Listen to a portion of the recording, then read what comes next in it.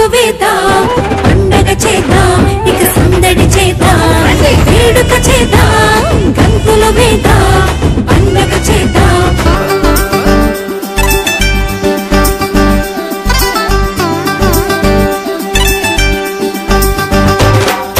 శీతాకాలంలో క్రిస్మస్ కాంతులతో జనించిన శ్రీ యేసుని నీడలో జనించిన శ్రీ యేసుని మమ్రేలో జరిగే ఈ క్రిస్మస్ ఆయన ఆనందాన్ని పండుగను మా అందరికీ దీవెనకరంగా మీరు కొనసాగించండి. ప్రారంభం నుండి ఆఖరి వరకు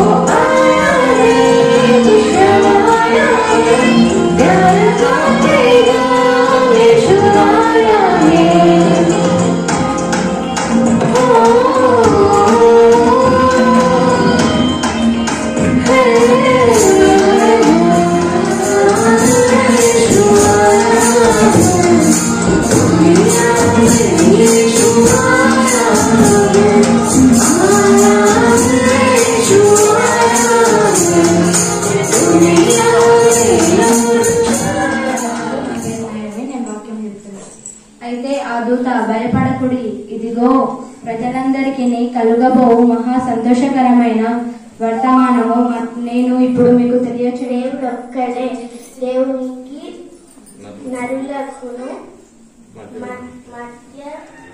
మధ్యవర్తియు ఒక్కడే.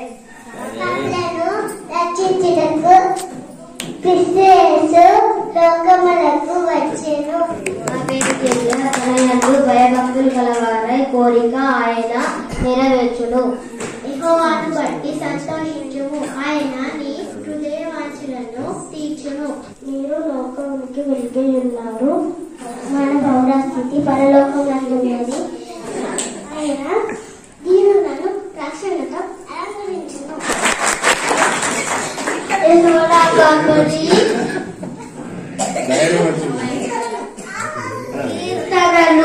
ఒకటి, దేవుడు లోకమును ఎంతో ప్రేమించును.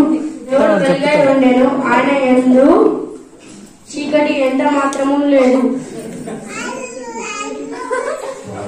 ఆ నక్షత్రమును చూచి అత్యానంద భరితులై ఇంట్లోనికి వచ్చి తల్లి అయిన మరియను ఆ శిశువును చూచి సాగిలపడి ఆయనను పూజించి తమ పెట్టెలు విప్పి బంగారమును సాంబ్రాణిని బోలమును కానుకలుగా ఆయనకు. అయితే ఆ దూత భయపడకుడి, ఇదిగో ప్రజలందరికీ కలగబోవు మహా సంతోషకరమైన వర్తమానము నేను మీకు తెలియజేయుచున్నాను. దావీదు పట్టణమందు నేడు రక్షకుడు మీ కొరకు పుట్టి ఉన్నాడు, ఈయన ప్రభు అయిన క్రీస్తు. బెత్లెహేములోనే పుట్టాలని, యూదుల్లోనే పుట్టాలని ఆయన ఎందుకు పుట్టాలో కూడా చెప్పాడు. ఎందుకంటే పాపులను రక్షించడానికి. ఎందుకు? పాపులు ఎవరు? ఏ కులస్తులు పాపులు? మార్వడోళ్ళ, కోమటోళ్ళ, మాలోళ్ళ, మాదిగోళ్ళ, స్తురకోళ్ళ ఎవరు? అమెరికా వాళ్ళ, చైనా వాళ్ళ, పాకిస్తాన్, ఇండియా ఎవరు? అందరూ పాపులే. అందరూ పాపులే. చదువుకున్నా చదువు లేకపోయినా, తెలివి స్త్రీలైనా పురుషులైనా. ఎందుకంటే మనం పాపంలోనే పుట్టాం, మనం అందరం కూడా పాపులమే. కాబట్టి పాపాలు తీసివేయడానికి ఏ దేవుడు లేడు ఈ లోకంలో. అందుకనే ఆ దేవుడు కావాల్సి వచ్చింది. పాపాలు తీసివేయడానికి ఏం చేయాలంటే రక్త ప్రోక్షణ చేయాలి. అది ఎవరు చేయలేదు. మనుషుల రక్తం, గొర్రెల మేకల రక్తాలు మా పాపాలు పోవు గనుక దేవుని రక్తం కావాలి. దేవుడికి రక్తం లేదు, ఆత్మ కదా. అందుకని ఆయన రక్త మాంసాలు ధరించి ఈ లోకంలో కన్యాని మరియ గర్భములో దేవుడే మానవుడిగా పుట్టాడు. పుట్టకముందే ఆయన ఉన్నాడు, ఆయన శిశువుగా పుట్టాడు. ఎందుకంటే పాపాలను రక్షించడానికి. పాపాలు శిక్ష ఆయన మీద వేసుకున్నాడు. పరిశుద్ధుడైన దేవుడు పాపాత్ముల పాపాలు భరించడానికి వచ్చాడు. పెళ్లి చేసుకోవడానికి కాదు, రాజ్యం ఏలాలని కాదు, యుద్ధం చేయాలని కాదు, మతాన్ని స్థాపించడానికి కాదు. ఎందుకు వచ్చాడు? పాపాలను రక్షించడానికి, నశించిన దాన్ని వెతికి రక్షించడానికి, అందరినీ మోక్షానికి తీసుకెళ్ళడానికి, నరకానికి ఎవరు వెళ్లకుండా చేయడానికి ఆయన. ఆది లేదు, అంతం లేదు. యేసుక్రీస్తుకి ఆది లేదు, అంతం లేదు. మరి దేవుడు దేనికి ఉంది? సృష్టికి ఉంది ఆది అంతం. మనకి ఆది అంతం ఉంది. రోజు పుట్టాం, రోజు చనిపోతాం. దేనికైనా ప్రతిదానికి ఒక ప్రారంభం ఉంటుంది, ఒక ముగింపు ఉంటుంది. అట్లా యేసుక్రీస్తుకి ఆది లేదు, అంతం లేదు. ఆయన ఏమన్నాడు ఆయన గురించి? సర్వ సృష్టికి ఆది సంభూతుడు అన్నాడు. సర్వ సృష్టి అంటే పంచభూతాలు. పంచభూతాలు అంటే భూమి, ఆకాశము, గాలి, నీరు, నిప్పు. ఈ 5 పంచభూతాలు అంటారు. వీటిని సృష్టించింది ఎవరు? యేసుక్రీస్తు. అంటే భూమికి దేవుడు కాదు, భూమిని సృష్టించినాడు యేసుక్రీస్తు. ఆకాశం దేవుడు కాదు, ఆకాశాన్ని సృష్టించాడు. నీరు దేవుడు కాదు, నీటిని సృష్టించాడు. శీతాకాలంలో క్రిస్మస్ కాంతులతో జనించిన శ్రీ యేసుని నీడలో, జనించిన శ్రీ యేసుని నీడలో చివుకు లేదు, చింత లేదు, చాలా సంతోషం. బాధ లేదు, భయము లేదు, భలే ఆనందం. చివుకు లేదు, చింత లేదు, చాలా సంతోషం. బాధ లేదు, భయము లేదు, భలే ఆనందం.